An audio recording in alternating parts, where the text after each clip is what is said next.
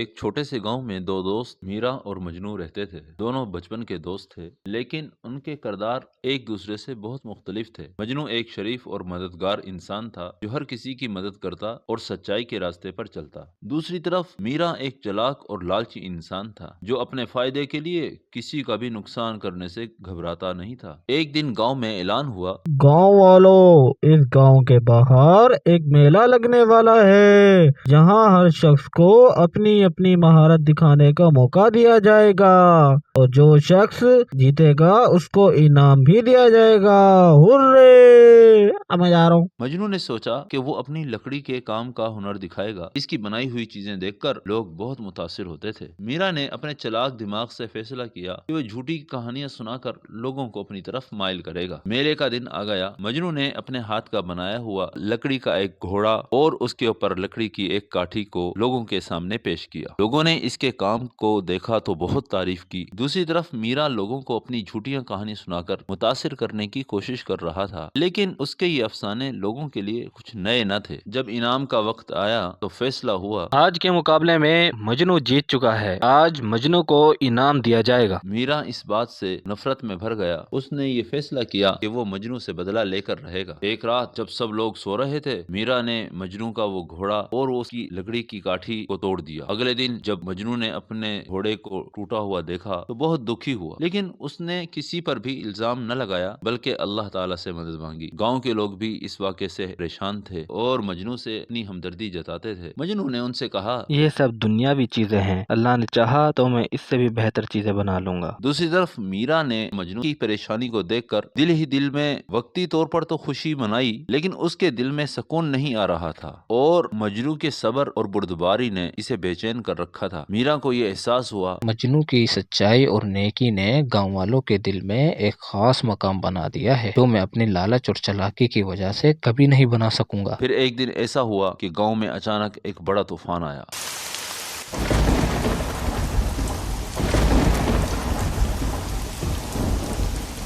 اور بہت سے گھروں کو نقصان ہو گیا۔ گاؤں کے سب لوگ ہی پریشان تھے۔ مجنو ہمیشہ سے اپنی مددگار فطرت کے تحت لوگوں کے ساتھ مل کر ان کے گھر ٹھیک کرنے میں لگا ہوا تھا۔ اس کے لکڑی کے کام کی مہارت نے گاؤں کے آباد کرنے میں بہت مدد۔ میرا کو بھی اس طوفان سے بہت نقصان ہوا، لیکن اس کی مدد کرنے والا کوئی نہیں تھا کیونکہ گاؤں کے لوگ اس کے جھوٹ اور اس کی خود غرضی سے تنگ تھے۔ مجبوراً وہ مجنو کے پاس آیا۔ میرا نے شرمندگی کے ساتھ کہا، مجنو، میں نے تمہارے ساتھ بہت برا کیا، لیکن آج مجھے تمہاری ضرورت ہے۔ مجنو نے مسکراتے ہوئے کہا، کوئی بات نہیں، تم نے جو کیا وہ ایک ماضی کا حصہ تھا اور اس وقت ہمیں ایک دوسرے کی مدد کرنی چاہیے۔ آؤ ہم مل کر تمہارا گھر ٹھیک کرتے ہیں۔ میرا مجنو کے اس رویے سے حیران ہو گیا۔ مجنو نے بغیر کسی نفرت کے میرا کی مدد کی اور اس کے دل میں نیکی کا بیج بو دیا۔ کچھ دن بعد میرا نے مجنو کے سامنے اعتراف کیا، میرا، میں نے ہی تمہارے گھوڑے اور لکڑی کی کاٹھی کو توڑا تھا۔ مجنو نے اسے معاف کر دیا اور کہا، نیکی کا راستہ کبھی آسان نہیں ہوتا، لیکن یہ ہمیشہ صحیح ہوتا ہے۔ اگر تم اپنے دلوں کو صاف رکھو گے تو سکون خود تمہارے پاس آئے گا۔ اس واقعے کے بعد میرا بدل گیا۔ اس نے اپنی خود غرضی چھوڑ دی۔ میرا اور مجنو ایک بار پھر گہرے دوست بن گئے، لیکن اس بار ان کی دوستی نیکی اور ایمانداری پر مبنی تھی۔